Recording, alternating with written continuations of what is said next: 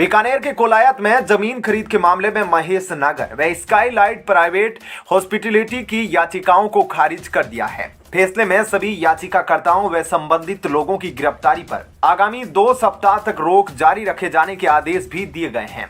मामले में high court justice doctor Pushpendra Singh Bhati की कोर्ट ने फैसला सुनाते हुए कहा कि इन 2 सप्ताह में वाड्रा एकल पीठ के इससे फैसले के खिलाफ खंडपीठ में अपील कर सकते हैं।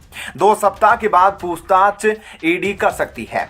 मामले में रॉबर्ट वाड्रा और उनकी माता मोरीन वाड्रा को आंशिक राहत मिली है, लेकिन 2 सप्ताह के बाद ईडी पूछताछ कर सकती है।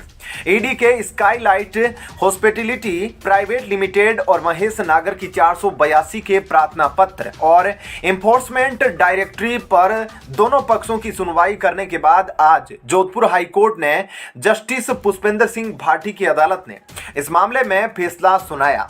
रॉबर्ट वाड्रा के अधिवक्ता KTS तुलसी व ईडी की ओर से SSG Rajdeepak Rastogi video conferencing के जरिए कोर्ट में उपस्थित रहे। कोर्ट ने स्पष्ट किया कि दोनों पक्षों की सुनवाई और पेश की गई नजीरों के बाद उनकी याचिका को खारिज किया जाता है।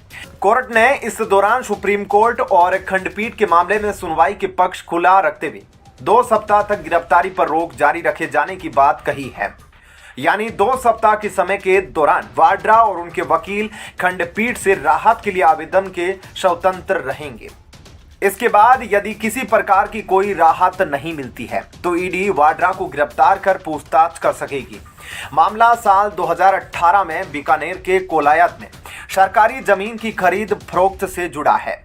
पुलिस ने कोलायत में सरकारी जमीन फर्जीवाड़े के मामले में एक FIR दर्ज की थी, जिसके बाद केस को CBI ने टेक ओवर कर लिया, जिसकी जांच चल रही है। कोलायत में सरकारी जमीन के फर्जीवाड़े को देखते हुए ईडी ने एक ECR दर्ज की थी। स्काईलाइट हॉस्पिटैलिटी LLP कंपनी के साझेदारों के खिलाफ ईडी ने साक्ष्य एकत्रित करने की जांच भी की है। हालांकि इस मामले में ईडी के द्वारा रॉबर्ट वाड्रा और उनकी मां मोरीन वाड्रा की गिरफ्तारी के लिए भी याचिका लगाई गई थी, जिस पर अदालत ने रोक लगा रखी है। इसको लेकर भी ईडी की ओर से प्रार्थना पत्र लगाया गया है। पूरे मामले को लेकर दोनों पक्षों की बहस के बाद मामले पर फैसला सुरक्षित रखा गया, जिसके आज आने की उम्मीद थी। लिहाजा आज का दिन महत्वपूर्ण माना जा रहा था। दरअसल बीकानेर के कोलायत क्षेत्र स्थित जमीन खसरा नंबर 711/499 और 710/499 की 120 बीघा जमीन की अधिकृत प्रतिनिधि के रूप में खरीदकर वर्ष 2010 में रजिस्ट्री करवाई गई। इसके लिए रॉबर्ट वाड्रा और मां मरीन वाड्रा ने एक चेक दिया था। इस चेक के द्वारा बिचौलिए महेश नागर ने अपने ड्राइवर के नाम जमीन खरीदकर इस पूरे घोटाले को अंजाम दिया था। मामले में 2010 में FIR दर्ज हुई थी।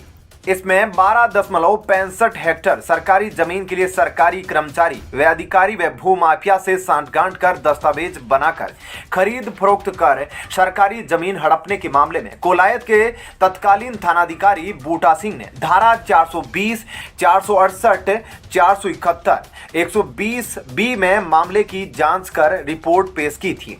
आपका इस खबर पर क्या कहना है, जरूर बताएं। धन्यवाद।